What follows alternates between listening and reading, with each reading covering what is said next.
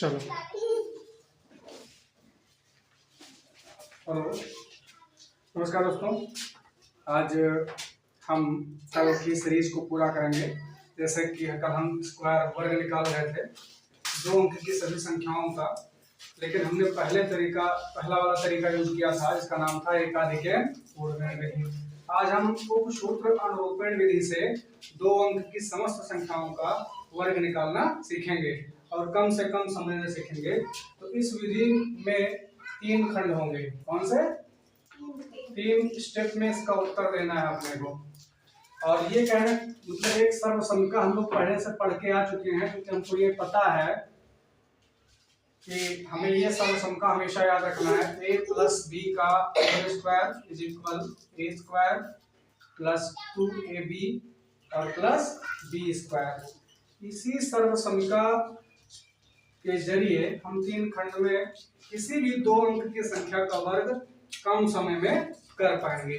जैसे अब हम पहले क्या करेंगे, तो पहले प्रथम संख्या का वर्ग, जैसा कि हमें बताया गया है, प्रथम का वर्ग और फिर प्रथम और द्वितीय का गुणा, प्रथम गुणा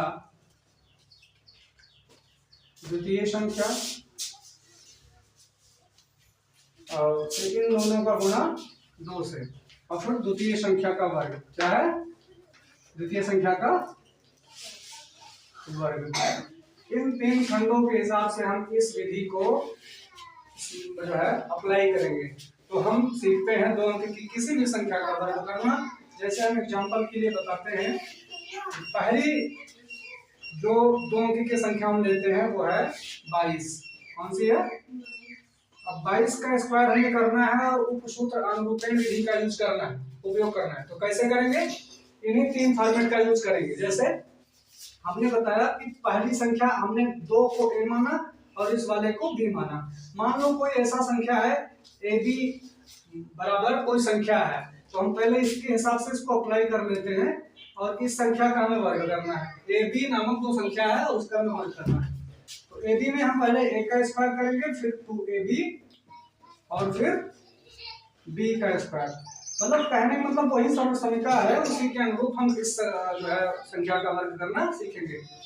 ठीक, चलो हम लोग आते हैं फिर अपने सवाल पे। तो इसी तरीके का हम उपयोग करके इस सवाल को सॉल्व करेंगे।